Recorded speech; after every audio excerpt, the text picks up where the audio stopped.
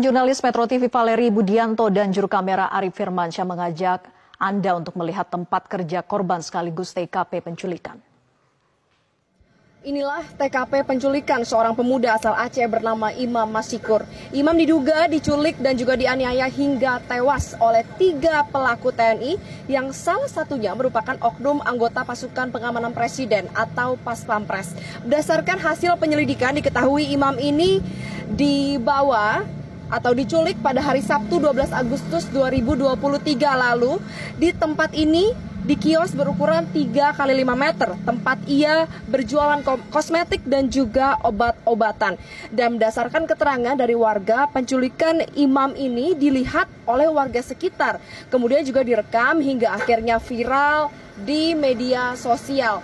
Dan diketahui insiden ini terjadi di sore hari sekitar pukul 5 hingga 6 sore, dan kala itu Imam sedang berjaga seorang diri di sini ketika tiba-tiba ada seorang pemuda yang disebut juga sebagai pelaku menghampiri dari arah sebelah kiri sini di dekat jalan raya, membawa borgol dan mengaku ingin menjemput paksa Imam.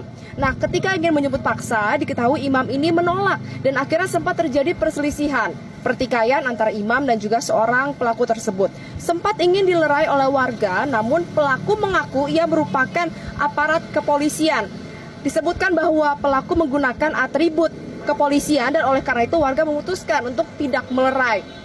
Karena Imam ini terus menolak untuk dijemput paksa, akhirnya ternyata ada pelaku lainnya juga yang sedari tadi ini berada di kawasan sini, tepatnya memarkirkan mobilnya di sekitar jalan raya di sebelah sini. Dan melihat pelaku pertama tidak dapat untuk menjemput paksa Imam, akhirnya kedua pelaku beranjak dari dalam mobil menuju ke kios tempat Imam berada.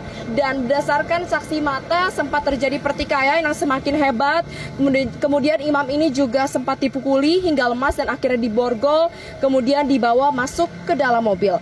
Kemudian berselang di malam hari sekitar pukul 20 waktu Indonesia Barat, salah satu keluarga Imam yaitu sepupunya mendapatkan telepon dari Imam yang mengaku Imam ini telah dianiaya dan pelaku meminta tebusan senilai 50 juta rupiah. Beberapa hari berselang, Imam ini masih tidak diketahui keberadaannya karena kios ini merupakan tempat penculikan, namun bukan tempat tewasnya Imam, karena dipastikan bahwa ketika Imam ini dibawa menuju ke dalam mobil, ia masih dalam keadaan hidup, masih dalam keadaan hidup dan ia sama sekali belum tewas. Kemudian juga dinyatakan bahwa beberapa hari kemudian jenazah Imam ini ditemukan di salah satu sungai di kawasan Karawang, dan informasi ini didapatkan oleh sepupunya Said melalui telepon ketika ia diminta untuk mengkonfirmasi jenazah Imam di RSPAD. Kini pihak berwajib sedang mengusut kasus ini dan ketiga pelaku juga sudah ditahan oleh pihak berwajib. Dan untuk kios saat ini masih belum disegel, namun tidak menutup kemungkinan kedepannya akan dilakukan olah TKP dan juga dilakukan sebagai rangkaian dari proses penyelidikan. Tentu keluarga dari korban sangat berharap agar pelaku dapat dihukum seberat-beratnya, seadil-adilnya agar keadilan dapat ditegakkan bagi korban. Dari Tangerang Selatan, Valeri Budianto, Arif Firmansyah, Metro TV.